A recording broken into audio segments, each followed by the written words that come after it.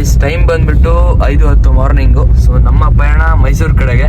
ನಾವು ಮಾರ್ನಿಂಗ್ ಬೇಗ ಹೊರಟಿರೋದ್ರಿಂದ ಒಳ್ಳೆ ವ್ಯೂ ಕೂಡ ಸಿಗ್ತಾ ಇತ್ತು. ಡ್ರೈವ್ ಮಾಡ್ಬೇಕಾದ್ರೆ ನೆಕ್ಸ್ಟ್ ಲೆವೆಲ್ ಇತ್ತು. ಮಿಸ್ಟ್ ನೋಡ್ತಾ ಇರ್ಬೋದು ನೀವೇನೆ. ಗೈಸ್ ಬಂದಿದ ತಕ್ಷಣ ಫಸ್ಟ್ ಮಾಡಿದ ಕೆಲಸ ಏನಂತ ಅಂದ್ರೆ ರೂಮ್ ಮಾಡಿದ್ದು. ಬಿಕಾಸ್ ವೀಕೆಂಡ್ ಆಗಿರೋದ್ರಿಂದ ಮೈಸೂರಲ್ಲಿ ರೂಮ್ ಸಿಗೋ ಡೌಟ್ ಇದೆ, ಅದಕ್ಕೋಸ್ಕರ ಫಸ್ಟ್ ರೂಮ್ ಮಾಡಿದ್ದು. ಸೊ ರೂಮ್ ಕಂಡೀಷನ್ ಈ ತರ ಇದೆ ನೋಡಿ, ಚೆನ್ನಾಗಿದೆ, ನಾರ್ಮಲ್ AC ರೂಮು. ಸೊ ಇವಾಗ ನಾವು ಹೋಗ್ತಿರೋಂಥ ಫಸ್ಟ್ ಪ್ಲೇಸ್ ಬಂದ್ಬಿಟ್ಟು ಪ್ಯಾಲೇಸ್ಗೆ. ಸೊ ಆಲ್ಮೋಸ್ಟ್ ಇಷ್ಟೊತ್ತಿಗೆಲ್ಲ ಓಪನ್ ಇರುತ್ತೆ. ಸೊ ನೈಟ್ 9:30 ಕ್ಲೋಸ್ ಆಗುತ್ತೆ, 9:30 ಕ್ಲೋಸ್ ಆಗುತ್ತೆ. ಸೊ ಪ್ಯಾಲೇಸಲ್ಲಿ ಸಿಗ್ತೀನಿ ಗೈಸ್. ಫೈನಲಿ ಪ್ಯಾಲೇಸ್ ಹತ್ರ ಬಂದಿದ್ವಿ. ಸೊ ಪ್ಯಾಲೇಸ್ ವ್ಯೂ ಯಾವ ಥರ ಇದೆ ತೋರಿಸ್ತೀನಿ.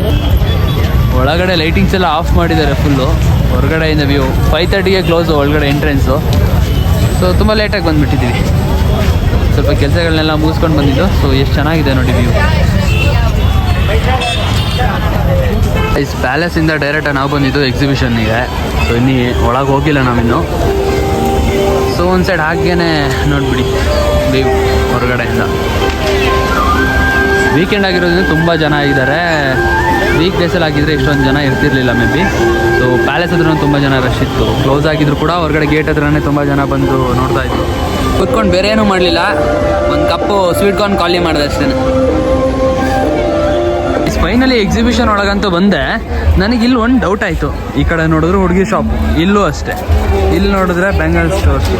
ಒಂದೊಂದಲ್ಲ ಗುರು, ಎಲ್ಲಿ ನೋಡಿದ್ರು ಸೇಮ್ ಬರೀ ಹುಡುಗಿರಿಗೆ ಏನೇನು ಬೇಕೋ ಆ ಶಾಪ್ಗಳೇ ಇದೆ, ಬಿಟ್ಟರೆ ಹುಡುಗರಿಗೆ ಹಂಗಾದ್ರೆ ಬೆಲೆನೇ ಇಲ್ವಾ ಅಂತ. ಒಳ್ಳೆ ಕೆಲಸ ಅಂತ ಹೇಳ್ಬಿಟ್ಟು ಎಲ್ಲೋ ಆಚೆ ಬರೋದಕ್ಕೆ ಆಗಿರಲಿಲ್ಲ. ಬಟ್ ಇವತ್ತು ಮೈಂಡ್ ಸ್ವಲ್ಪ ರಿಲ್ಯಾಕ್ಸ್ ಅನಿಸ್ತಿದೆ. ಬನ್ನಿ ಇನ್ನೂ ಏನೇನಿದೆ ನೋಡೋಣ. ದಾವಣಗೆರೆ ಬೆಣ್ಣೆ ದೋಸೆ ನೆಕ್ಸ್ಟ್ ಲೆವೆಲ್ ಗುರು. ಎಲ್ಲ ಥರದ್ದು ಫುಡ್ ಐಟಮ್ಸ್ ಕೊಡು. ಬಾಂಬೆ ಚಾಟ್ಸ್ ಆಗಿರ್ಬೋದು, ಮೈಸೂರು ಚರ್ಮುರಿ ಸೆಂಟರ್, ಯಾವುದು ಕೂಡ ನಾನು ಟ್ರೈ ಮಾಡಲಿಲ್ಲ. ಸೊ ಜಸ್ಟ್ ಹೊರಗಡೆಯಿಂದ ನೋಡಿದ್ದು. ಇಲ್ಲೋ ಯಾವುದೋ ಡ್ಯಾನ್ಸ್ ಪ್ರೋಗ್ರಾಮ್ ಆಗ್ತಿತ್ತು, ಅದನ್ನು ನೋಡಿಕೊಂಡು ವೀಡಿಯೋನ ಇಲ್ಲಿಗೆ ಸ್ಟಾಪ್ ಮಾಡ್ತಿದ್ದೀನಿ. ಸೊ ಬಿಕಾಸ್ ಬೇರೆ ಕೆಲಸಗಳಿದೆ ಅದಕ್ಕೆ.